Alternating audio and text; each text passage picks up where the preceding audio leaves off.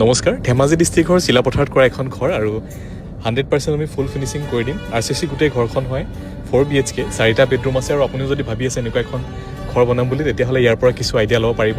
ষ্টেয়াৰ্ছত আমি এই ধৰণে গ্ৰেনাইট ব্যৱহাৰ কৰিছোঁ আৰু ভিতৰৰ যিখন বাৰাণ্ডা আছে বাৰাণ্ডাত আমি এই ধৰণে টাইলছ তেওঁলোকে যি ধৰণে বিচাৰিছিল সেই ধৰণে দিবলৈ চেষ্টা কৰিছোঁ।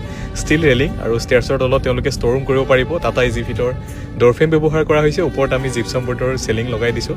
ইয়াতে এটা টিভি কেবিনেট আছে যিটো ড্ৰয়িং কাম ডাইনিং হল আছে, যিটো যথেষ্ট ডাঙৰ চাইজৰ আছে। আচলতে 28x14 মানৰ এটা ড্ৰয়িং কাম ডাইনিং হল। ইয়াতে এটা কৰিডৰ টাইপ এটা তেওঁলোকে দিছে পিছফালে যোৱাৰ কাৰণে। আৰু এইটো এটা বেডৰুম যিটোৰ চাইজ আছে মোটামুটি 12x14 মানৰ। কালাৰবোৰ আচলতে ক্লাইণ্টে যি ধৰণে চিলেক্ট কৰি দিয়ে আমি সেই ধৰণে সেইসমূহ কালাৰ কৰি ঘৰখন সম্পূৰ্ণ কৰোঁ। ইয়াত এটা কমন বাথৰুম আছে যিটোৰ চাইজ আছে মোটামুটি 5x12 মানৰ, যথেষ্ট ডাঙৰ কমন বাথৰুম। ইয়াত এটা আছে বেডৰুম যিটোৰ চাইজ আছে মোটামুটি 14x12 মানৰ। এইটো এটা যথেষ্ট ডাঙৰ বেডৰুম আৰু কালাৰবোৰ আচলতে আমি এছিয়ানৰ ব্যৱহাৰ কৰোঁ। আৰু যিবোৰ টাইলছ আচলতে ইয়াতে লগোৱা হৈছে 2x2, 2x4 এই ধৰণৰ টাইলছ লগোৱা হৈছে। এইটো এটা বেডৰুম যিটোৰ চাইজ আছে মোটামুটি 12x14 মানৰ। তো এই ধৰণৰ 4টা বেডৰুম দিয়া আছে। এইটো মাষ্টাৰ বেডৰুম হিচাপে তেওঁলোকে ব্যৱহাৰ কৰিব পাৰিব। 7 ফুট মানলৈকে বাথৰুমত টাইলছ লগোৱা আছে। এইটো যথেষ্ট ডাঙৰ এটা বাথৰুম।